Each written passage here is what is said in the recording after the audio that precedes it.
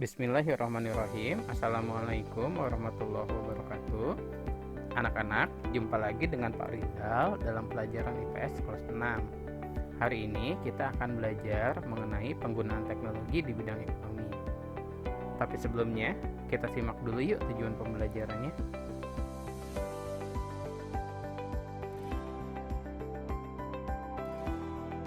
Dalam perekonomian suatu negara, teknologi informasi mulai dirasa mempunyai peranan yang sangat penting dalam perekonomian negara tersebut. Karena dengan berkembangnya teknologi informasi, perekonomian suatu negara mulai memperlihatkan perubahan yang cukup signifikan. Banyak hal yang dirasa berbeda dan berubah dibandingkan dengan cara yang berkembang sebelumnya. Saat sekarang ini, jarak dan waktu bukanlah sebagai masalah yang berarti untuk mendukung pertumbuhan ekonomi. Berbagai aplikasi dan software tercipta untuk memfasilitasinya. Perkembangan teknologi juga membawa pengaruh yang signifikan dalam kegiatan ekonomi dan bisnis. Berikut ini adalah contoh penggunaan teknologi dalam kegiatan ekonomi. E-banking. E-banking adalah kegiatan perbankan yang dilakukan dengan jarak jauh dan dibantu oleh alat atau menggunakan software dan aplikasi tertentu. Contoh e-banking yang biasa kita lakukan atau biasa kita gunakan dalam kehidupan sehari-hari adalah ATM, internet banking, SMS banking, dan phone banking. E-commerce. E-commerce adalah kegiatan jual beli barang yang dilakukan jarak jauh dengan bantuan alat dan aplikasi atau software tertentu. Contoh e-commerce yang ada di Indonesia banyak loh. Misalnya ada Tokopedia, Bukalapak, Shopee, Lazada, dan lain sebagainya.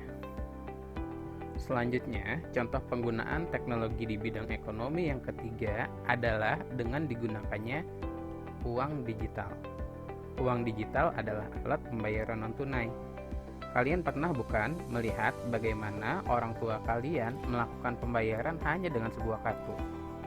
Kartu tersebut bisa digunakan untuk melakukan pembayaran di tempat-tempat yang sudah ditentukan. Contoh penggunaan uang digital berbentuk kartu yang sering kita lihat dan sering kita gunakan adalah ketika orang tua kalian melakukan transaksi di gerbang tol. Kini, orang tua kalian tidak perlu menyediakan lagi uang tunai untuk melakukan pembayaran di gerbang tol. Hanya menempelkan satu kartu saja, maka pintu tol sudah bisa terbuka. Selain menggunakan kartu, pembayaran non-tunai juga bisa dilakukan dengan melakukan scan pada QR yang sudah ditentukan oleh si penjual. Kita cukup melakukan scan pada QR yang ditentukan, lalu jumlah nominal yang harus kita bayarkan pun keluar. Kita tekan OK, dan kita selesai melakukan pembayaran. Selanjutnya, dalam lingkungan yang lebih luas, penggunaan teknologi juga digunakan dalam kegiatan produksi. Kegiatan produksi adalah kegiatan menghasilkan barang dan jasa. Pada zaman dulu, kegiatan produksi dilakukan oleh manusia, sehingga jumlah barang yang dihasilkan pun sedikit. Setelah ditemukannya teknologi, maka manusia bisa mulai melakukan produksi barang dalam jumlah yang lebih banyak dengan waktu yang lebih cepat. Penggunaan teknologi dalam kegiatan ekonomi sudah mulai digunakan sejak manusia menemukan mesin uap. Mesin uap ini digunakan dalam kegiatan industri, sehingga pada saat itu manusia bisa menghasilkan jumlah pakaian, jumlah produksi barang dalam jumlah yang banyak dan relatif cepat. Mesin uap sendiri mulai digunakan sejak abad ke-17. Tapi jangan salah ya, ternyata penggunaan mesin itu sudah dipelopori oleh ilmuwan muslim loh. Kepeloporan itu sudah dimulai sejak ilmuwan muslim yang bernama Al-Jazari mulai mengembangkan prinsip hidrolik untuk menggerakkan mesin. Penggunaan teknologi dalam bidang ekonomi pasti membawa dampak positif dan dampak negatif.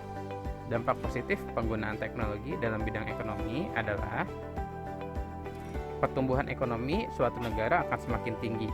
Kenapa? Karena jumlah barang yang dihasilkan oleh suatu negara menjadi lebih banyak. Dampak positif kedua dari penggunaan teknologi di bidang ekonomi adalah semakin efisiennya biaya produksi yang bisa dilakukan oleh perusahaan.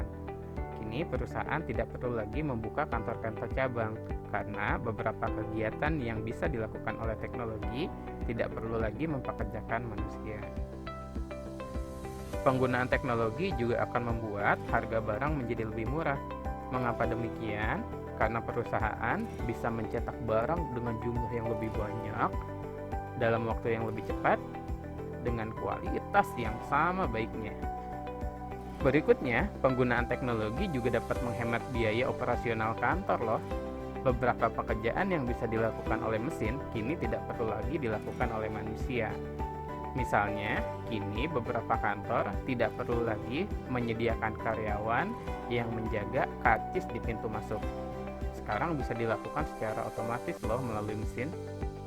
Penggunaan teknologi di bidang ekonomi juga membawa dampak negatif. Tentu saja, dampak negatif yang paling sering kita temui dari penggunaan teknologi adalah munculnya kejahatan di dunia maya. Nah, di bidang ekonomi pun kejahatan bisa muncul loh. Bagaimana kejahatan-kejahatan itu terjadi?